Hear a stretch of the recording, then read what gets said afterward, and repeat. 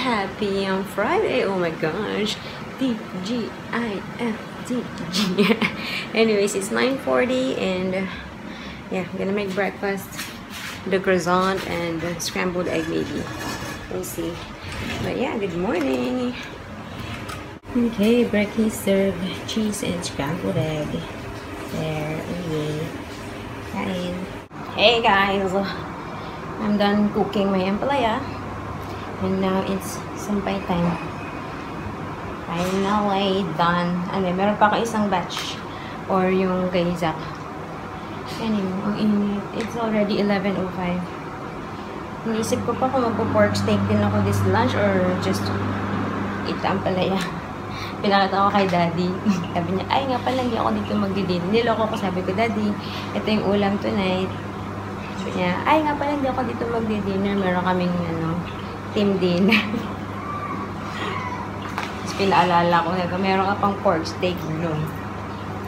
Anyways, yeah, let me just finish this and I can rest. Dance.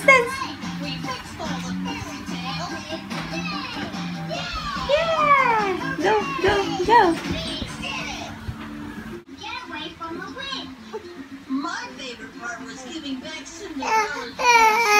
Why? Do you want to hide? You want to hide? Where's Zach? Daddy! Where is Zach? Daddy! Zach! Daddy! Uh-oh! You're so cute, boy! Guys, hindi ko alam kung number 1, mana sila sa tayo nila ng ayaw nilang ampalaya. Number 2, kung busog pa sila. Or number 3, hindi masarap yung luto ko. Kasi, corn. Hindi na nagustuhan yung ampalaya. Si Zach niluluwang yung ampalaya. Tapos, eto din. Wala siya niluwa, pero ang tagal niya bago magpasubo ulit. Eh, pag gusto nito yung pagkain, maya-maya niya ng more. So, yeah, you got corn. Buti na lang, may natira pang yung corn soup kahapon, ay yung egg drop soup kahapon. So, yun na lang pinapakain ko sa kanila. Tapos, tinikman ko yung kinuha. Kasi yung kinuha ko sa kanila is konti lang. Kasi sabi ko, mamaya na ako kakain. Pero tinikman ko, hindi kasi ako masyadong nagtitigin pag nagluluto ako. Ewan ko, ano ko yun. Pinigman ko. Medyo ma-bland.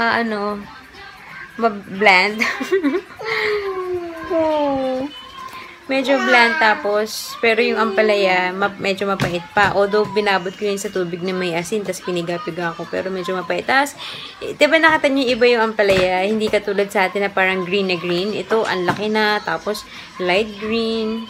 Mas masarap yung ampalaya sa atin. Parang, kahit mapait yung sa atin, mas masarap. Or hindi na talaga masarap luto ko. Hindi ko talaga, napakasimple na ginis ang ampalaya, pero hindi ko siya ma-perfect. Hindi ko magaya yung luto nung either ng mama ko or nung mga naging kasambahay namin. Ang sarap mag-ampalaya. Pag bilang ulam, sarap na sarap ako. Pero pag sariling luto ko na, or baka yung mismong ampalaya dito sa Singapore ang hindi masarap. Sinisip eh. No? Pero hindi, iba talaga. So anyways, magti-12 pa lang eh. Pero, yun, pinakain ko na nga sila. In our new concert, and you can sing your Kumu song with us. Yes! Well, that would be awesome! Oh. It's okay. Say sorry to Kuya. Say sorry, Kuya. Kiss Kuya, kiss. Kiss Kuya. Oh, sorry, Kuya. It was an accident. It's okay. Kiss Kuya na. Be careful. So sweet. Kiss kuya. Kiss. Kiss. And then? And then, how about mommy? Hi. Good afternoon!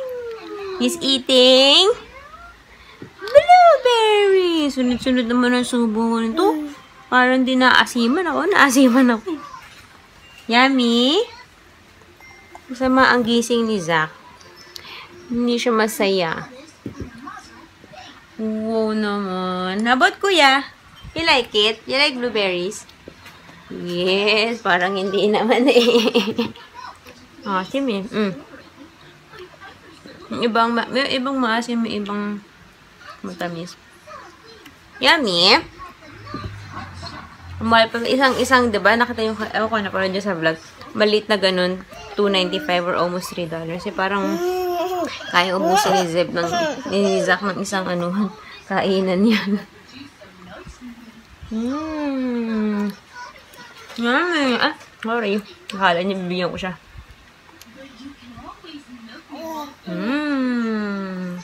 You like it, kuya?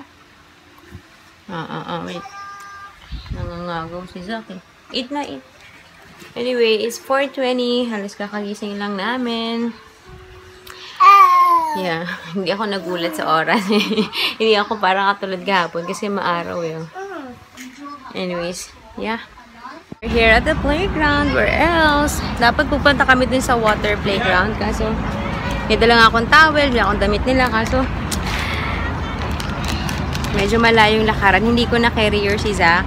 Eh, definitely mapapagod yung si Zeb sa paglakad. Kaya, either magpapabuhat yun or uupo sa stroller. Tapos, pag binuhat ko si Zach, mahirap. Kaya dito lang sa playground. Tapos, bumili ako ng merienda. We have Siopaw. Can you see? Yeah. And, wait, it's hot. Meron silang bago. Crispy pancake. There.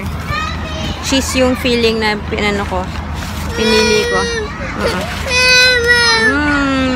Yummy. Want to bite?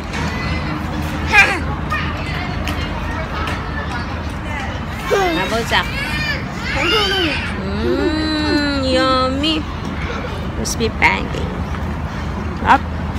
Second round guys ng Siopaw at crispy pancake. And this time, chocolate.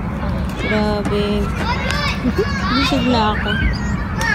Hey guys! 7:15 na! We're home and naliligo na itong dalawa. And ako din, after nila, tatakas ako ng ligo dahil ako yung nanlalagkit. Anyways, this is our routine. Reminds me of that comment yesterday. May nag-comment, kanina lang siya nag-comment sa vlog kahapon. Hindi ko masabi yung pangalan kasi Japanese or Korean characters. I cannot remember. Parang Korean characters yung kanyang username. And sabi niya, ang boring. Everyday na lang, pare-pareho yung ginagawa mo, te.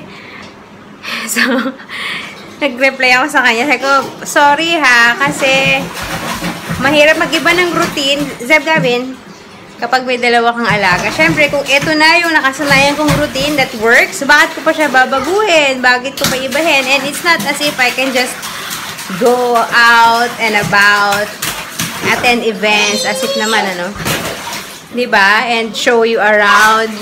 Dahil may dalawa akong anak na karag-karag. Kung, Zeb, kung single ako siguro, why not? Pero, kung naboboring ka, ate, I'm sure ate siya, kung nabobore ka sa vlog, bakit ka naman babalik pa dito at nanonood? Kasi hindi lang siya one time nag-comment ng medyo nega. The last time, binubura ko na lang kasi I don't want to deal with it. Pero, kanina umaga, pagmulat ko ng mata, yun yung sumalubong sa aking comment. So, parang, patol na lang ako. Well, not really patol, pero, sinagot ko na lang. Nagbabasa naman itong dalawa dito, oh. Anyways, ayun na nga. Boring daw. Eh, bakit kasi babalik pa ng balik dito sa vlog ko kung naboboringan ka? Eh, wala naman akong ibang gagawin kundi ito. This is my life. Anyways, Yun lang. Si Daddy pauwi na rin, so just in time. Naiingit ako sa kanila, parang gusto ko mag-swimming. Anyway, so yun lang. Te, my advice to you, kung nabobore sa vlog, or kahit kanino ka man nanonood, hindi mo nagugustuhan, minsan, much better to just, you know, don't say anything. Hindi ko alam kung bakit ikinatutuwa ba ng kaluluwa mo yan na kapag ka nakakapagpainis ka ng tao or nagli-leave ka ng comment na, alam mo yun, na nega or something. Kinasasaya mo talaga yan. Ganyan talaga ang buhay mo. I pity you. Anyways, so yun lang. Hey guys, grabe. 11:10 na.